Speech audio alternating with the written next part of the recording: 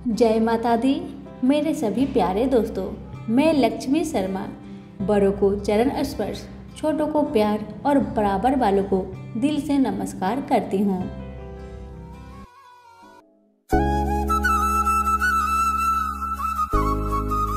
आज की कथा में आप सभी सुनेंगे सूर्य भगवान के रथ का दाहिना घोड़ा की कथा। तो सभी प्रेम से बोले सूर्य भगवान की जय। कथा। एक था राजा, एक थी रानी। उनके पास सिपाही, घोड़े, दास दासियां, धन दौलत सब कुछ था। सिर्फ उन्हें संतान नहीं थी। इसी कारण राजा रानी बहुत ही दुखी रहते थे। संतान प्राप्ति के लिए उन्होंने हर तरह का दान धर्म, धार्मिक अनुष्ठान, जप, मंत्र, व्रत, पूजा पाठ किए, लेकिन कोई फायदा नहीं हुआ। अब राजा रानी दोनों ही बुढ़ापे की ओर बढ़ते गए। बुढ़ापे की ओर जैसे ही बढ़ते गए वैसे ही दोनों गहन सोच में पड़ गए। ये सोचकर कि उनकी कोई संतान नहीं है तो फिर इतने बड़े राज्य का क्या होगा? कौन बनेगा इस राज्य का वारिस? कौन लेगा प्रजा की जिम्मेदारी? राजा रानी दिन रात इसी चिंता में रहने लगे। उन्हें तो अब खाना पीना भी अच्छी नहीं लगती। एक सुबह की बात है कि राजा के दरबार में एक साधु जी आए तो दासी रानी को इतला करती है। तब वह दासी से कहती है, यह मेरा अंतिम दान धर्म है। इसके बाद में अपने हाथों से कोई दान धर्म नहीं करूंगी। रानी चावल भरा छाछ हाथ में लेकर बाहर आती है और साधु की झोली में भिक्षा डालने के लिए आगे बढ़ती है तो उसके चेहरे पर छाई हुई चिंता साधु की दृष्टि में आती है। वह पूछते हैं, क्या बात है रानी साहिबा, क्या हुआ है? आप इतनी चिंतित और उदास क्यों है? तब रानी ने साधु महाराज को अपनी सारी व्यथा सुनाई और सिसकने लगती है। उस पर वह साधु कुछ पल गंभीर हो जाते हैं और कहते हैं, चिंता मत करना रानी साहिबा, आपकी संतान होगी, आपकी इच्छा पूरी हो जाएगी, चिंता ना करें। आपकी कोख से एक पुत्र जन्म लेगा। मात्र वह 14 साल तक ही आप लोगों को मिलेगा। उसके आगे वह इस मृत्यु लोक में नहीं रह पाएगा। इससे बढ़कर आपको कुछ देना मेरे लिए संभव नहीं है। अपनी बात पूरी करते उसने अपनी झोली में हाथ डाला, थोड़ी सी भभूत निकालकर रानी को दे दी और कहा, आप और महाराज दोनों इसे बांटकर ग्रहण करना। आपको जल्द ही पुत्र प्राप्ति होगी। इतना कहकर साधु अपनी राह में चले गए। उनके जाने के बाद रानी सोचने लगी, 14 साल तो 14 साल ही सही, उतने समय के लिए हमें पुत्र तो मिलेगा, यही काफी है। उतने साल तक मैं उसे जी जान से बड़ा करूंगी, उसे ढेर सारा लाड़ दुलार करूंगी, अपनी संतान की हर मुरादे को पूरी करूंगी। उस रात अपना सारा राजकाज खत्म करके राजा जब रानी के महल में गए तो रानी ने क्या किया कि राजा को सारी बात बताई जो साधु जी ने उन्हें बताया था। रानी ने साधु की दी भभूत राजा को दिखाकर बोली, साधु महाराज ने यह भभूत हम दोनों को ग्रहण करने को कहा है। राजा बोले, इतना दान धर्म किया, जब तब किया, कोई फल नहीं मिला। अब इस भभूत से हमें संतान प्राप्ति होगी, ऐसा है क्या? उस पर रानी बोली, जब इतना सब कुछ किया तो अब यह भी सही करके देख लेते हैं। अब बेमतलब की उस साधु के क्रोध को क्यों हम बुलावा दे? राजा को अब किसी पर विश्वास नहीं था, लेकिन पत्नी को दुख न पहुँचे, इसलिए वह राजी हो गए। राजा राजी हो गया तो फिर क्या होता है कि राजा रानी दोनों नहाते धोआते हैं, फिर अपने अपने भगवान का स्मरण करते हैं, अपने पुरखों को स्मरण करते हैं और उस साधु महाराज का नाम स्मरण करके वह भभूत बांटकर दोनों खाते हैं। उसके बाद दोनों निश्चिंत होकर सो जाते हैं। तो कुछ दिन गुजर जाते हैं और साधु द्वारा कहे अनुसार रानी गर्भवती हो जाती है। उस पर राजा रानी दोनों की खुशी का गमन नहीं समाती। राजा रानी से बोला, महारानी सचमुच साधु महाराज की कृपा हो गई। समय बीतते गया, 9 महीना पूरा हो गया तो रानी ने एक सुंदर गोरे पुत्र को जन्म दिया। राजा ने बड़ी धूमधाम से पुत्र का नामकरण किया। सारे राज्य में 8 दिन तक अन्य सतपर्ण रखा, उत्सव मनाया गया। अब पुत्र की कुंडली देखने के लिए राज्य के सबसे विद्वान पंडित जी को बुलाया। पंडित जी आते ही कुंडली देखकर बड़े चिंतित में पड़ गए और कहने लगे, महाराज हमारा राजपुत्र सिर्फ 14 साल तक हमारे पास रहेगा। राजा को इस बात की भनक थी ही, रानी को भी साधु महाराज की बात याद थी। दोनों पति पत्नी चुपचाप रहते हैं। उसके बाद राजा और रानी बड़े लाड़ प्यार से बेटे की परवरिश करते हैं, उसकी हर ख्वाहिश पूरी करते हैं। थोड़े समय के लिए ही सही भगवान ने संतान की अपनी मुरादें पूरी कर दी। इसे वे समाधान मानते थे। राजपुत्र दिन प्रतिदिन बड़ा होता है। जब वह 7 साल का हो जाता है तो राजा एक अच्छे गुरु की नियुक्ति करके उसे पढ़ाई लिखाई, राज्यशास्त्र, शास्त्र विद्या, घोड़सवारी इत्यादि 12 विद्याओं का शिक्षण देते हैं। जब वह सब शास्त्र विद्या में पारंगत हो जाता है और 12 साल की उम्र का हो जाता है, तब एक अच्छी सी राजकन्या खोजकर उसकी शादी कर दिया गया। शादी के 2 साल बीत जाते हैं, बेटा 14 साल का हो जाता है।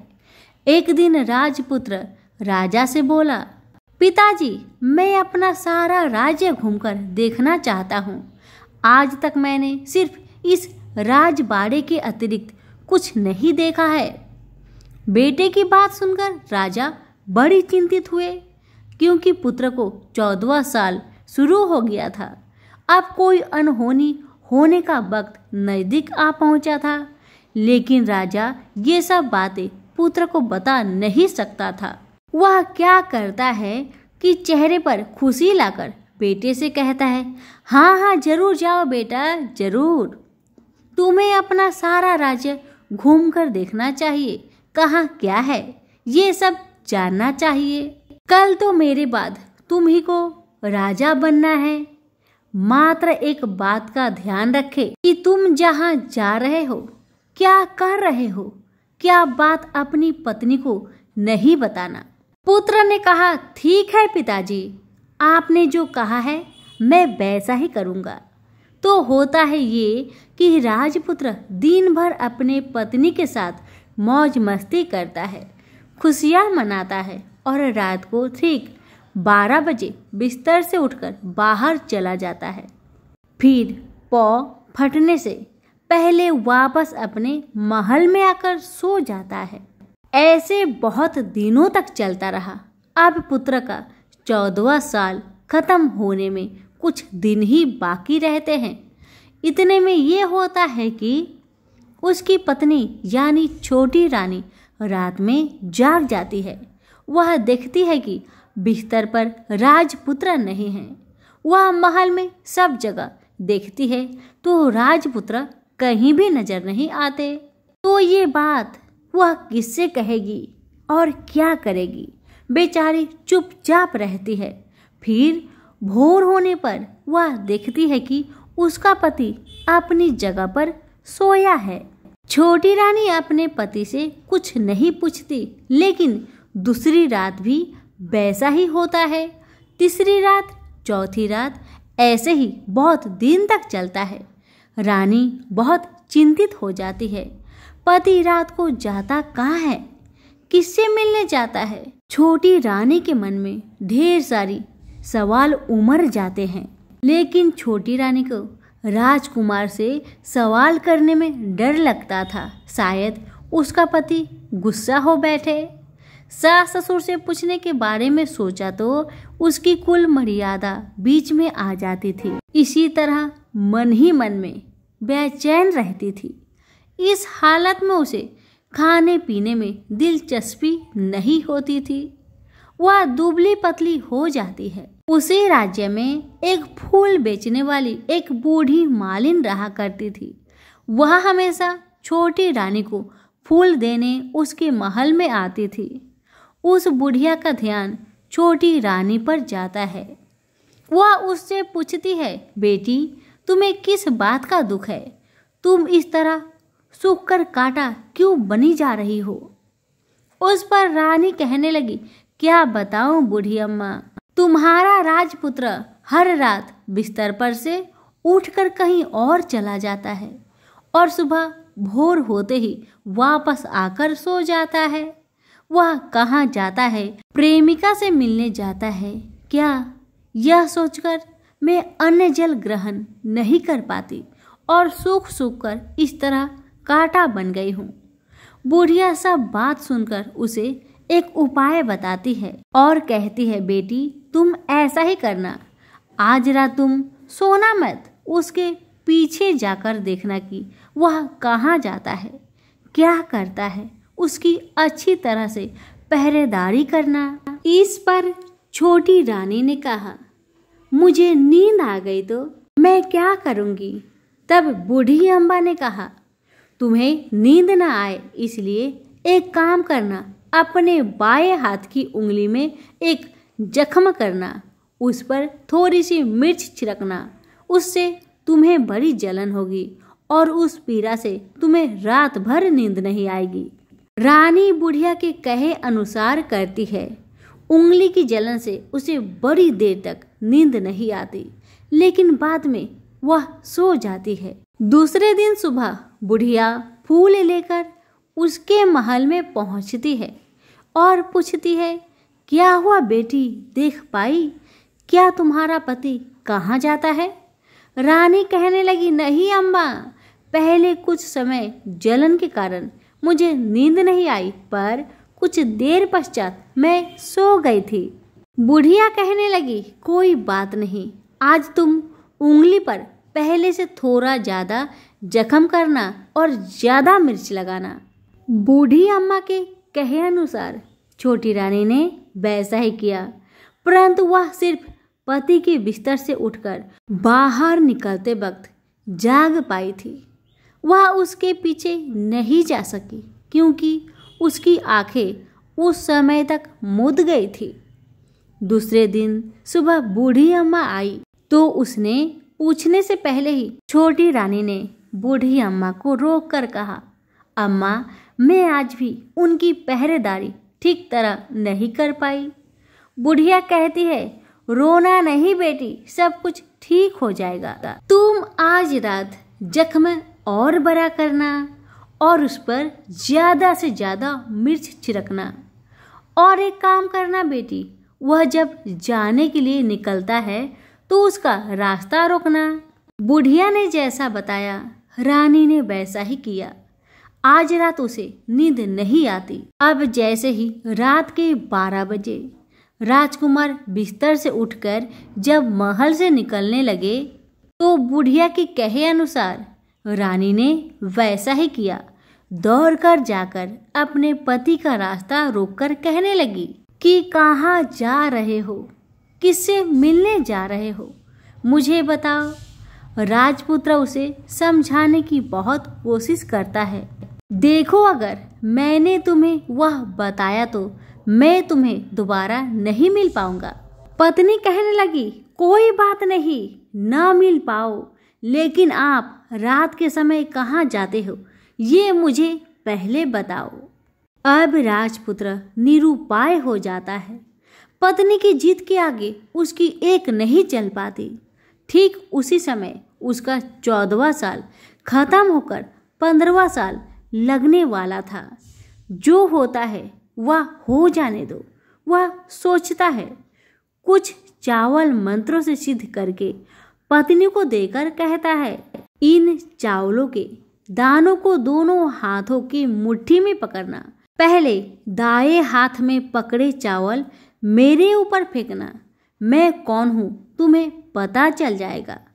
बाद में बाएं हाथ में पकड़े चावल मेरे ऊपर फेंकना। मैं जैसा था तुम्हें मिल जाऊंगा। लेकिन यदि तुम बाएं हाथ के चावल मेरे ऊपर फेंकना भूल गई तो मैं तुम्हें कभी नहीं मिल पाऊंगा। राजकुमारी ने कहा, मैं नहीं भूलूंगी। रानी बड़े आत्मविश्वास के साथ कहकर दाएं हाथ में पकड़े चावल पति के ऊपर फेंक दिया तो राजपुत्र एकदम एक विशाल घोड़ा बन जाता है। एकदम उद्यमा सफेद गर्दन पर लंबी आयल, देखते देखते वह तेजी से दौड़ने लगता है। रानी उस घोड़े को एकदम आश्चर्य से देखने लगती है और पति ने बाएं हाथ के चावल फेंकने की जो बात कही थी वह भूल जाती है। उसकी आंखों के सामने घोड़ा महल से बाहर निकलकर चला गया। घोड़ा जो महल से बाहर गया तो वह वापस नहीं आया। अब रानी को बड़ा पश्चाताप हुआ। वह स्वयं को कोसने लगी, लेकिन अब कोई फायदा नहीं होने वाला था। राजपुत्र अब वापस नहीं आने वाला था। सुबह होते ही महाराजा महारानी को सब बात पता चली। उन्हें बहुत दुख हुआ।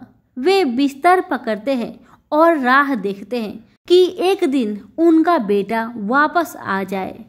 इस तरह 1 महीना गुजरा, 2 महीने गुजरे, 3 महीने गुजरे, आखिर 6 महीने पूरे हुए। राजपुत्र का कोई आता पता नहीं लगा। प्रधान राजपुत्र को ढूंढने के लिए राज्य के गांव-गांव सिपाही भेजा गया, लेकिन उन्हें कोई सफलता नहीं मिली। इधर रानी अपनी हठ के कारण पति गायब हो गया, यह सोचकर स्वयं को मन ही मन कोसती रही और प्रण लेती है कि कुछ भी करके पति को ढूंढ लाएगी और उसे वापस घर ले आएगी। एक दिन वह सुबह उठकर सास ससुर के महल में जाती है और कहती है कि मैं अपने पति की खोज में जा रही हूँ। महाराजा महारानी को और क्या चाहिए था, बस उनका बेटा उन्हें वापस मिल जाए। बहू को उन्होंने अनुमति दे दी और कहा कि बेटी तुम्हें जहाँ जाना है जाओ, जो करना है करो, पर मेरा बेटा को लेकर ही वापस आना। भगवान तुम्हें कामयाबी दे। अब रानी क्या करती है कि अपना शाही भेष बदलकर एक सेठानी बन जाती है। कुछ दास दासियों को, कुछ नौकरों को साथ में लिया, कुछ सामान साथ लिया और राज्य की सीमा पर जाकर वहां एक भोजनालय खोल दिया। वह आने वाले सब यात्रियों को खाना मुफ्त में देने लगी। मात्र एक शर्त रखी कि खाने वालों को उसकी देखी कोई अजीब चीज उसकी मालकिन को यानी राजकन्या को बतानी पड़ेगी। तो वहां आने वाला हर नागरिक अपनी तरफ से मैंने यह देखा, मैंने वह देखा कहकर वहां से मुफ्त खाना खाकर जाता था। परंतु रानी को जो बात चाहिए थी वह अब तक किसी से नहीं मिली थी। ऐसे ही कुछ दिन बीत गया तो इधर होता है कि रानी के महल फूल लेकर जाने वाली बुढ़िया के एक बेटा और बहू थे। उनका एक छोटा बेटा था, यानी बुढ़िया का एक पोता था। बेटा और बहू सुबह काम के लिए निकलते थे तो पोते को संभालने की जिम्मेदारियां बुढ़िया पर रहती थी। बुढ़िया दिन भर पोते को संभालती थी। एक दिन होता है कि बुढ़िया को पान खाने की आदत थी, तो पान खाने के लिए चूना चाहिए था। बुढ़िया उसे तैयार करने के लिए सीपियाँ लेकर आई। इन सीपियों भूनने के लिए गोबर के कंडे चाहिए थे। कंडे इकट्ठा करने के लिए वह बांस की टोकरी लेकर चरवाहे के मैदान में गई। वहां बहुत सारे कंडे थे। उन्हें जमा करते करते उसे घर आने में अंधेरा हो गया। इस और शाम होते ही काम से वापस बेटा बहू घर पहुंचे तो देखा कि बच्चा घर पर अकेला है और रो रहा है। वे दोनों गुस्से से लाल पीले हो गए। इतने में बुढ़िया घर आ पहुंची। बेटा ने पूछा, पोते को घर पर अकेला छोड़कर तुम कहाँ गई थी? बुढ़िया बताने लगी कि मैं गोबर के कांडे इकट्ठा करने गई थी। इस पर बेटा बोला, दोबारा बच्चे को अकेला घर पर छोड़कर यदि कहीं गई तो मैं तुम्हें बहुत पीटूंगा। बुढ़िया कहने लगी, नहीं बेटा, फिर कभी ऐसा नहीं करूंगी। लेकिन दूसरे ही दिन बुढ़िया वह बात भूल गई और फिर चरवाहे के मैदान पर कंडे इकट्ठा करने चली गई। शाम को जब बेटा बहू काम से वापस लौटे तो देखते हैं कि बच्चा घर पर अकेला है और वह रो रहा है। अब उसके बेटे की सहन शक्ति खत्म होने लगी और बुढ़िया के वापस आने पर उसे घर से निकाल दिया। बुढ़िया रात भर घर के बाहर अंधेरे में बैठी रही और सुबह होते ही हाथ में टोकरी लेकर कंडे इकट्ठा करने के लिए निकल गई। उस दिन उस पर कंडे इकट्ठा करने का मानो पागलपन सवार था। कंडे इकट्ठा करते करते जब अंधेरा छा गया उसे मालूम ही नहीं चला। उसे जब ध्यान आया तो गांव का रास्ता भी ठीक तरह से दिखाई नहीं दे रहा था।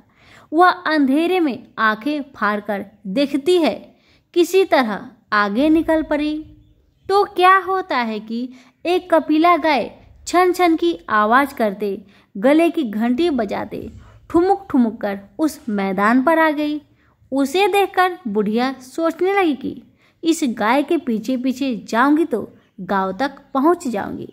तब बुढ़िया उसके पीछे पीछे जाने लगी। वह गाय क्या करती है कि उस मैदान से लेकर एक एक करके 6 मैदान पार करती है। आखिर में वह 7वें मैदान पर पहुंचती है तो वहां क्या होता है कि उस मैदान पर एक बड़ा सा पत्थर है। गाय जाकर उस पत्थर को अपना सींग मारती है। सींग मारा तो वह पत्थर टूट गया और हट गया और पाताल में नीचे जाने की सीढ़ियां दिखाई देने लगी। तब वह गाय उन सीढ़ियों से नीचे जाने लगी। बुढ़िया वह सब देखती रही और झट जाकर गाय की पूंछ को पकड़ लिया। पूंछ पकड़कर वह गाय के साथ नीचे पाताल पहुंच गई। पाताल में पहुंचते ही तुरंत गाय की पूंछ छोड़ दी और इधर उधर देखने लगी। वहीं से बुढ़िया ने देखा कि पाताल में सब जगह जगमगाहट है, दिया दीप जलते हैं और तेज रोशनी गाय के ऊपर पड़ रही है और वहां अद्भुत घटनाएं घटने लगी। गाय के नीचे जाते ही उसके गले में अपने आप सांकल पड़ गई और छमछम करके कोई दूधाड़ी में गाय का दूध दोहने लगी। लेकिन जो भी कोई वह कर रहा है वह मात्र दिखाई नहीं दे रहा। बुढ़िया बहुत घबरा गई, कहाँ आकर फंस गई। वह सोचने लगी कि और यहाँ वहाँ छिपने के लिए जगह ढूंढने लगी, लेकिन उसे कहीं भी जगह नहीं मिली। हर जगह उजाला ही उजाला था। तो वह यूं एक कोने में खड़ी रह गई और जो कुछ सामने हो रहा था उसे चुपचाप देख रही थी। कुछ पल के बाद वहां झट से एक उम्दा सफेद घोड़ा आया। वहां 2 कुंड थे। उसमें से एक कुंड में उस घोड़े ने छलांग लगाई और ऊपर आ गया। अब उसे राजपुत्र का रूप प्राप्त हो गया। राजपुत्र बनने के बाद उसने दूसरे कुंड के पानी में स्नान किया। वहां रखे नए कपड़े पहने। नजदीक ही एक सुंदर पलंग था, उस पर आकर बैठ गया। उसके सामने अपने आप 5 पकवानी की थाली आ गई, दूध की एक प्याली आ गई, पान सुपारी आ गए। उसके सामने एक दिया जलता रहा। राजपुत्र ने खाना खाया, दूध पिया, पान सुपारी खाया और बिस्तर पर लेट जाने से पहले सूर्य देव का स्मरण करके सामने जलते हुए दिए से पूछा, दिए दिए दीप कर, मेरे माता पिता क्या कर रहे हैं? दिया बताने लगा, बेटे के शोक में डूबे हैं। राज्य कौन संभाल रहा है? राज्य प्रधान संभालता है। मेरी पत्नी क्या करती है? दिया बोला, उसने चौराहे पर भोजनालय शुरू किया है और आते जाते लोगों से वह नई खबर के बारे में पूछती है। दिए के यह कहते ही राजपुत्र कहने लगा, ठीक है। उसके बाद वह सो गया। बुढ़िया कोने में खड़ी रहकर यह सब देखती रही। ऐसी अद्भुत घटना उसने जिंदगी में पहली बार देखी थी। उसे अंदर ही अंदर चुलबुलाहट होने लगी। वह अपनी भूख प्यास भूल गई और आगे क्या होता है कि उसे उत्सुकता से देखने लगती है। लेकिन उसके बाद और कुछ घटनाएं नहीं घटती। रात गुजर गई और सुबह हो गई। सुबह होने पर पलंग पर सोया राजपुत्र उठा और फिर से पहले वाले कुंड में छलांग लगाई तो वह फिर से घोड़ा बनकर कुंड से बाहर आ गया। बाहर आते ही वह तेजी से उस पाताल नगरी से बाहर निकल गया। लेकिन वह कहाँ गया, बुढ़िया को कुछ पता नहीं चला। उसके बाद पिछली रात की तरह कोई उस गाय का छमछम करके दूध दुहने लगा। जैसे ही दूध दुहाना खत्म हुआ, उसके गले की साकल अपने आप खुल गई और वह गाय तेजी से ऊपर जाने लगी, सीढ़ियां की ओर भागने लगी। गाय को दौड़ते देखकर बुढ़िया सोचने लगी, अब गाय के साथ यहाँ से ऊपर जाना ही समझदारी है, नहीं तो कोई मुसीबत आकर मेरे ऊपर टपक जाएगी। झट से उसने गाय की पूंछ पकड़ ली और गाय के साथ ऊपर आ गई। गाय जब ऊपर मैदान में पहुंची तो उस सुरंग का रास्ता अपने आप बंद हो गया और उसके मुंह पर एक बड़ा सा पत्थर पूर्ववत खड़ा हो गया। ऊपर आकर वह गाय जंगल की ओर निकल गई तो इधर बुढ़िया एकदम बावली सी हो गई। उसने पाताल नगरी में जो कुछ देखा वह जल्दी से जल्दी किसी को बताने के लिए उतावली हो उठी।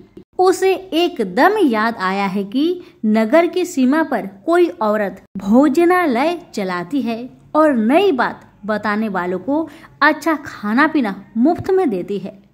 वह सोचने लगी कि क्यों न मैं यह बात उस औरत को जाकर बताऊं। यदि उसे यह बात पसंद आ गई तो बाकी जीवन खाने पीने की झंझट से मुक्ति मिलेगी। बुढ़िया ने मन में तय किया और तुरंत उस भोजनालय के द्वार पर टंगे नगाड़े के सामने खड़ी हो गई और जोर जोर से नगाड़ा बजाना शुरू किया। नगाड़े का इस तरह शोर सुनकर मालकिन यानी छोटी रानी मन से प्रसन्न हो जाती है कि शायद कोई बड़ी बात लेकर यहाँ आया है। रानी सिपाहियों को आदेश देती है, जाइए और जो कोई आया है उसकी अच्छी खातिरदारी कीजिए। आदेश पाते ही सिपाही नीचे दौड़ गए तो एक बुढ़िया नगाड़ा बजा रही है। उन्होंने पूछा, क्यों रे बुढ़िया, क्या हुआ, क्यों नगाड़ा बजा रही हो? बुढ़िया बोली, कुछ नहीं बेटा, यहाँ खाना मिलता है ना, इसलिए आई हूँ। बुढ़िया ने सिपाहियों से बोला, खाना मिलेगा? सिपाही बोले, हाँ मिलेगा, लेकिन तुझे कोई नई बात बतानी पड़ेगी। बुढ़िया बोली, हाँ बताऊंगी, एक बात मालूम है मुझे। इस पर सिपाही उसे अंदर लेकर आए। उनको मालकिन का आदेश था कि जो कोई बूढ़ा बुजुर्ग वहां आए उनके साथ अच्छी तरह पेश आना, उनका अच्छा आदर आतिथ्य करना। तो सिपाही ने इस बुढ़िया का भरपूर आदर आतिथ्य किया। उसे बड़ी सी थाली भरकर व्यंजन परोसते हैं। बुढ़िया कुछ दिनों से भूखी थी, वह खाने पर टूट पड़ी। खाना खाने के बाद सिपाही ने उसे नई साड़ी पहनने को दी। उसके बाद उसे लेकर रानी के पास आए। बुढ़िया और रानी ने तुरंत एक दूसरे को पहचान लिया। बुढ़िया बोली, बेटा तुम हो? और रानी बोली, बुढ़िया अम्मा आप है? बड़ी देर तक दोनों भली भांति की बातें करती रही। आखिर कुरबानी बुढ़िया से कहने लगी, अम्मा अब बताओ तुमने क्या बात नई देखी है। बुढ़िया बोली, मैंने कोई नई बात देखी नहीं है, वह तो मेरे पास तुम्हें देने के लिए खाने के लिए पैसे नहीं थे, इसलिए मैंने झूठ कहा और नगारा बजाया। रानी ने कहा, अम्मा घबराना नहीं, मैं किसी को तुम्हारा नाम नहीं बताऊंगी। फिर भी बुढ़िया मैंने क्या देखा, कब देखा करके आनाकानी करने लगी। इस पर कुंवर रानी ने उससे कहा, देखो अम्मा, यदि तुमने मुझे वह नई बात बताई तो मैं जिंदगी भर तुम्हारी देखभाल करूंगी, तुम्हें रानी माता की तरह रखूंगी। अब बुढ़िया बताने को तैयार हो गई। उसने जो कुछ उस चर गवाहे वाले मैदान पर देखा था वह सब कुछ कुंवर रानी को बता दिया। बुढ़िया की वे बात सुनकर कुंवर रानी को यकीन हो गया कि वह राजपुत्र उसी का पति है। वह तुरंत बुढ़िया से कहने लगी, अम्मा मुझे उस जगह पर ले चलो। तब बुढ़िया बोली, नहीं बेटी, वह पाताल राज्य है, साफ है, यदि किसी ने तुम्हें देख लिया तो तुम्हारी जान खतरे में पड़ सकती है। लेकिन रानी उसकी एक भी नहीं सुनती, उसे उस जगह ले जाने के लिए हठ करने लगी। आखिर में बुढ़िया ने उसका कहना मान लिया और कहने लगी, ठीक है, मैं तुम्हें वहां लेकर चलती हूँ, पर आज नहीं, कल वहां जाना है तो शाम को ही जाना होगा। तो दूसरे दिन दोपहर को रानी बुढ़िया के साथ उस मैदान पर गई और एक जगह छुपकर गाय की आने की राह देखने लगी। दिन ढलते ही अंधेरा घेरने लगा है और गाय हमेशा की तरह वहां आ गई। मैदान के उस कोने में जाकर उसने पत्थर पर सींग मारा तो झट से पत्थर हटकर वहां सुरंग में जाने का रास्ता खुल गया। गाय उस रास्ते से नीचे उतरने लगी तो बुढ़िया रानी से कहने लगी, जल्दी आगे बढ़ो बिटिया, हम गाय की पूंछ पकड़कर नीचे उतरेंगे। तो दोनों गाय की पूंछ पकड़कर नीचे उतर गई। बुढ़िया पहले जिस कोने में छिपी हुई थी उसी कोने में छिप गई। अब नीचे सब कुछ पहले जैसा घटित हो रहा था। गाय के गले में अपने आप साकल पड़ गई। कोई अदृश्य रूप से उसका दूध दोहने लगा। एक सफेद उद्मा घोड़ा ने आकर एक कुंड में छलांग लगाई तो राजपुत्र के रूप में ऊपर आया। वह राजपुत्र दूसरे कुंड में नहाने लगा। बाद में उसके सामने खाने की थाली आ गई, दूध की प्याली आ गई, पान बीरा आ गई। राजपुत्र सब ग्रहण करके सोने के लिए पलंग पर गया तो सोने से पहले सूर्य देव का स्मरण करके दिए से पूछने लगा, दिए दिए दीपंकर, मेरे माता पिता क्या कर रहे हैं? तो दिया कुछ जवाब नहीं दिया, बल्कि वह बुझने लगा है। तब राजपुत्र को कुछ अघटित हुआ। इसका संदेह हो गया कि वह उदास हो गया और जो कुछ हुआ है वह हो जाने दो, ऐसा सोचकर सोने के लिए बिस्तर पर लेट गया। अब रानी का संयम छूट गया। वह दौड़कर पति के पास गई और उसके पैर पकड़ने के लिए आगे बढ़ने लगी। राजपुत्र तुरंत ही पत्नी को पहचान लिया। वह झट से पीछे हट गया और चिल्लाने लगा, नहीं नहीं, मुझे मत छूना, सर्वनाश हो जाएगा। रानी दोनों हाथ जोड़कर पति से अपनी भूल स्वीकार करने लगी। स्वामी, मुझसे भूल हो गई है। मुझे आपसे नहीं पूछना चाहिए था कि आप रात को कहाँ जाते हो। मैं अपनी भूल स्वीकार करती हूँ। मुझे मेरी भूल की सजा मिल गई है। अब आप घर चले। आपके वियोग में आपके माता पिता ने बिस्तर पकड़ लिया है। आपकी प्रजा भी बहुत दुखी है। उस पर राजपुत्र कहने लगा, वही तो, एक बार तुम गलती कर बैठी हो, अब दोबारा मत करना, नहीं तो अब मैं तुम्हें जो दिख रहा हूँ वह भी नहीं दिखूंगा। रानी अब विलाप करने लगी, जोर जोर से जमीन पर सिर पटकने लगी। राजपुत्र के मन में उसके प्रति दया उत्पन्न हो गई। वह उससे कहने लगा, यदि तुम मुझे पाना चाहती हो तो तुम्हें एक काम करना होगा। काम कठिन है, लेकिन वह तुम्हें अकेले करना होगा। कहो स्वामी, आप क्या कहते हैं? कितना भी कठिन काम हो मैं पूर्ण करूंगी, रानी कहती है। इस पर राजपुत्र ने उसे बताया, इस पाताल से ऊपर जाते ही तुम्हें एक घना जंगल नजर आएगा। ऐसे 6 जंगल पार करने के पश्चात 7वां जंगल मिलेगा। वह जंगल सबसे घना है। उस जंगल में बीचों बीच एक पीपल का पेड़ है। उसके आसपास की जगह पत्ते, फंदे, जटाएं, कांटे इत्यादि से ढक चुकी है। वहां बाघ, शेर, भालू, सांप सभी धमा चौकड़ी बैठी है। तुम्हें उन सबको भगाकर वह जगह साफ करनी है। उसकी गोबर से लिताई करके पवित्र बनाना है, रंगोली से सजाना है। उसके बाद वहां धूप, कपूर, अगरबत्ती जलानी है। फूल, कुमकुम से पेड़ की तने की पूजा करनी है। दूध, दही से बने चावल का भोग चढ़ाना है। यह सब तुम्हें दोपहर के 12 बजने के पहले करना होगा। 12 बजने के समय तुम्हें उस जगह पर बैठकर सूर्य भगवान का ध्यान करना होगा। ठीक 12 बजे सूर्य भगवान का रथ वहां उतरेगा।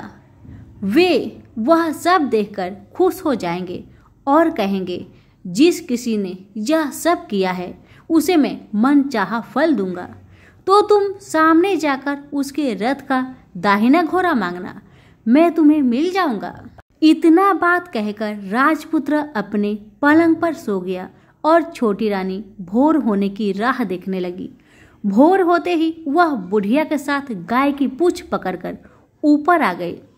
ऊपर आने के बाद वह बुढ़िया से कहने लगी, अम्मा, अब मैं अकेले ही आगे जाऊंगी, तुम भोजनालय वापस जाओ। वह जंगल में जाकर राजपुत्र की बताई जगह ढूंढने लगी और स्वयं आरी से वह जगह साफ कर दी। बाद में राजपुत्र ने जैसे बताया वैसी लिपाई पोताई करके वापस आ गई। दूसरे दिन पौ फटने से पहले ही और जंगल में उस जगह पहुंची। वहां जाकर इत्र गुलाब का पानी छिड़ककर वह जगह सुगंधित की। धूप अगरबत्ती जलाकर उसे पवित्र किया और पूजा की। सब सामग्री वहां तैयार रखकर सूर्य भगवान का ध्यान करने बैठ गई। जैसे कि पति ने बताया था, दोपहर को ठीक 12 बजे सूर्य भगवान का रथ उस पीपल के पेड़ पर आकर रुका है। सूर्य भगवान ने जब रथ से नीचे देखा तो सुगंधित वातावरण देखकर बहुत खुश हुए और फिर बोले, जिस किसी ने यह काम किया है वह यहाँ आकर मुझसे कुछ भी मांगे, मैं उसे दूंगा। रानी ने जब ये शब्द सुना तो बिना समय गवाए दौड़कर उनके सामने आ गई और उनको साष्टांग नमस्कार करके बोली, भगवान, वह मैं ही हूँ, मैंने यह जगह साफ की है। भगवान बोले, अच्छा, तो तुम्हें जो चाहिए वह मुझसे मांगो। तो छोटी रानी बोली, भगवान, मुझे आपके रथ का दाहिना घोड़ा चाहिए। सूर्य भगवान बोले, नहीं नहीं, मैं तुम्हें और कुछ भी दे सकता हूँ, लेकिन यह घोड़ा नहीं दे सकता। मेरे रथ के 12 घोड़े हैं, तुम चाहो तो कोई और घोड़ा ले लो, लेकिन दाहिना घोड़ा नहीं, वह मैं तुम्हें नहीं दे सकता। छोटी रानी ने एक नहीं सुनी। वह सूर्य देव से एक ही बात कह रही थी, वही दाहिना घोड़ा दे दीजिए, नहीं तो मैं आपके पैरों में गिरकर अपनी जान दे दूंगी। अब सूर्यदेव धर्म संकट में पड़ गए। उन्होंने वचन दे दिया था, अब अपने वचन से पलट भी नहीं सकते थे। भगवान ने कहा, ठीक है, दे दिया तुम्हें घोड़ा। सूर्यदेव ने कहा, फिर एक बात और भी कही, देखो, मैंने तुम्हें घोड़ा तो दिया है, लेकिन वह तुम्हें यहाँ नहीं मिलेगा, तुम्हें उसे पाताल में जाकर लाना होगा। रानी बोली, पाताल में ही क्या भगवान, मैं उन्हें पाने के लिए कहीं भी जा सकती हूँ। रानी को वचन देकर सूर्यदेव अपने मार्ग से चले गए और इधर रानी जंगल से अपने भोजनालय में आ गई। फिर वह बुढ़िया को लेकर उस मैदान पर आ गई। जल्दी ही शाम हो गई। शाम होते ही वहां वह गाय आ गई और उसने सींग मारकर सुरंग का पत्थर हटाया तथा नीचे उतरने लगी। रानी और बुढ़िया जल्दी जल्दी उसकी पूंछ पकड़कर नीचे उतर गए। नीचे पाताल में सब घटनाएं पहले की तरह ही घटने लगी। घोड़े का एक कुंड में नहाकर राजपुत्र बन जाना, नहा धोकर पलंग पर जाकर बैठना, तो उसे खाने की थाली, दूध की प्याली आना, पान पीरा आना। लेकिन आज एक बात नई घटी। आज 2-2 थाली, 2-2 दूध की प्याली, 2-2 पान पीरे उसके सामने आए। वह कुछ नहीं बोला। अपने हिस्से की थाली खाकर, दूध पीकर और पान पीरा चबाकर वह सोने चला गया और हमेशा की तरह दिए से पूछने लगा, दिए दिए दीपंकर, मेरे माता पिता कैसे हैं? दिया बताने लगा, वे दोनों तुम्हारे शोक में मरने की स्थिति में पहुंच गए हैं। राजकुमार ने कहा, ऐसा? झट से उसकी आंखों से आंसू टपकने लगे। फिर वह पूछने लगा, दिए दिए दीपंकर, मेरा राज्य कौन चला रहा है? दिया बोला, तुम्हारा राज्य प्रधान चला रहा है और वह सब कुछ हड़प चुका है। वह प्रजा पर बहुत अत्याचार कर रहा है। सुनकर राजपुत्र को बहुत गुस्सा आया। वह गुस्से से अपनी मुट्ठी भींचने लगा। अब वह पूछने लगा, दिए दिए दीपंकर, मेरी पत्नी क्या कर रही है? अब दिया कुछ नहीं बोला, चुपचाप रहा। अब रानी का संयम जवाब दे गया। वह दौड़कर पति के गले लग गई। अब मैं तुम्हें मिल गया, राजपुत्र कहने लगा। सच कहते हो, अब आप फिर से घोड़ा तो नहीं बनोगे ना? पत्नी ने कहा। पति ने कहा, नहीं, दोबारा घोड़ा नहीं बनूंगा मैं। तुमने जो इतने सारे कष्ट उठाए हैं मुझे पाने के लिए, इसलिए सूर्य देव ने मुझे सदा के लिए घोड़े के जन्म से मुक्त कर दिया है। राजपुत्र ने बड़े प्यार से कहा और उसे गले लगाया। उसके आंसू पोंछे। कुछ देर पश्चात भोर हो गई तो गाय की श्रृंखला टूटकर वह ऊपर भूलोक पर जाने लगी। रानी, राजपुत्र और बुढ़िया उसकी पूंछ पकड़कर ऊपर आ गए। ऊपर आने पर वे सीधे भोजनालय में पहुंचे। वहां का सब सामान लोगों में बांट दिया और उसको ताला लगाकर अपने राज्य में लौट गए। राजपुत्र वापस आता और उसके तेवर देखकर प्रधान घबरा गया। राजपुत्र ने उसे बंदी बनाकर कैद खाने में डाल दिया और राज्य की बागडोर अपने हाथ में ले ली। उसके बाद वह अपने माता पिता को मिलने उनके महल में गया। तब राजपुत्र क्या देखता है कि उसके माता पिता उसके शोक में पंजर बने हुए हैं। पुत्र को वापस आया देखकर मरणासन राजा रानी की आंखों से टप टप आंसू बहने लगे। इन दोनों ने पुत्र को गले लगाया, उसे प्यार से सहलाया। इतना होने के बाद उनके सेहत में एकदम सुधार आने लगा। वे अब बिस्तर से उठकर बैठ गए, पुत्र को आशीष देने लगे। राजपुत्र के आने की खबर तुरंत राज्य भर में फैल गई। प्रजा खुशी से फूली नहीं समाई। प्रजाजन राजमहल के सामने इकट्ठे हो गए। राजपुत्र ने भी उन्हें दर्शन दिए और आज से उन्हें कोई दुख नहीं पहुंचाएगा, ऐसा वचन भी दिया। अब राजा अपने पुत्र का राज्य अभिषेक करके उसे सिंहासन पर बैठाता है और बहू को महारानी का दर्जा देता है और स्वयं अपनी पत्नी के साथ ईश्वर स्मरण करते हुए खुशी से दिन बिताता है। महाराज बना राजपुत्र अच्छी तरह से राज्य चलाने लगा और अपनी पत्नी के साथ सुख शांति से जीवन बिताने लगा। उस बुढ़िया को रानी ने अपने ही पास रख लिया, उसकी अच्छी तरह से देखभाल करने लगी। बुढ़िया और उसके बुढ़ापे के दिन खुशी से गुजरने लगे। तो प्रेम से बोलिए सूर्य भगवान की जय हो। कथा अच्छी लगे तो लाइक शेयर जरूर करें। धन्यवाद।